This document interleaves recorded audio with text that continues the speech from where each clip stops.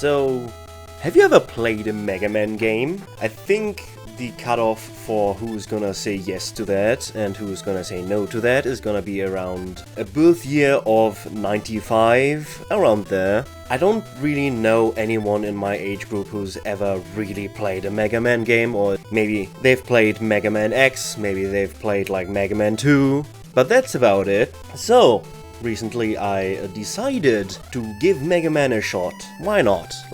Okay, it's platformers. I like platformers. I grew up with platformers, mostly 3D, but I also like 2D. And this seemed like a good time, so I bought a Famicom, as anyone sane would, and played some Mega Man. So Mega Man 1 is a pretty cool game, actually. To start off the franchise, it's pretty cool. I like it. Mega Man 1 is also a little bit bullshit. But yeah, first of all, it controls very well. Practically didn't change for Mega Man 2, which is a very popular game. But yeah, Mega Man 1 controls very well. You know, you jump in and shoot and everything's very responsive. Maybe the movement is a little bit looser than I would like it, but it's good.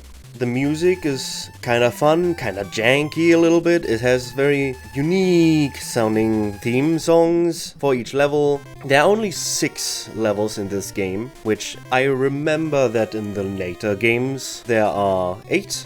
So that's one of the differences, I guess. But yeah, Cutman is easy. Cutman is, you beat him in a fucking minute. The stage is easy, the guy is easy. And then Gutsman has these fucking platforms, which are really annoying, and I don't like them, but you get used to them in this version of the game anyway, foreshadowing. Iceman is...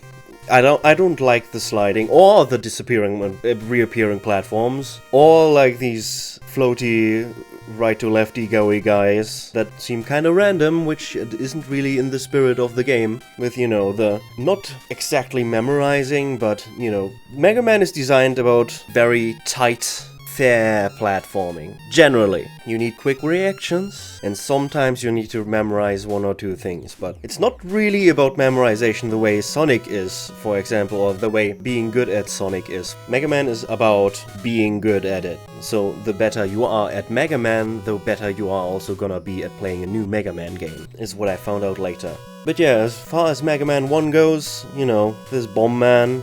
His stage is kind of bland. Fireman is kind of fun. It's like one of the first... It's the first instance in a Mega Man game. It was like right from the start the franchise had like weird environmental interactions. You can use the ice ability to freeze the fire stuff. And then Alec Man has really good music in the stage, and you already have like some hidden shit to find in the stage. You can find the beam gun or whatever, the mega beam, something like that, and you can jump on that. You actually have to find it for the final stage, which is a fucking good thing I went there last on my initial playthrough, or otherwise I would have flipped the fuck out. But yeah, you get kinda used to the slight bit of jank in this game, and then you get to the Wily stages and you're like, alright, this is like a gauntlet, it's testing me on what I have done so far in the game, and now I fight the fucking Yellow Devil, which I do not like. The Yellow Devil fight is bullshit. The reaction times are way too short, the fucking damage it deals is way too much, the damage you deal is way too little, and all of that culminates in you needing to use the select pause trick, which I learned about, to even fucking beat the game. Of course, it goes on after that, because that's in the first Wily stage. Why is the, first... The first mini-boss in the entire series is like the most impossible thing, and for some reason it has become iconic. I guess because it is this big barrier. But yeah, that's Mega Man 1. It's pretty good. I like it. It's a nice start. It's not my favorite game ever or anything. I give it a solid 6 out of 10.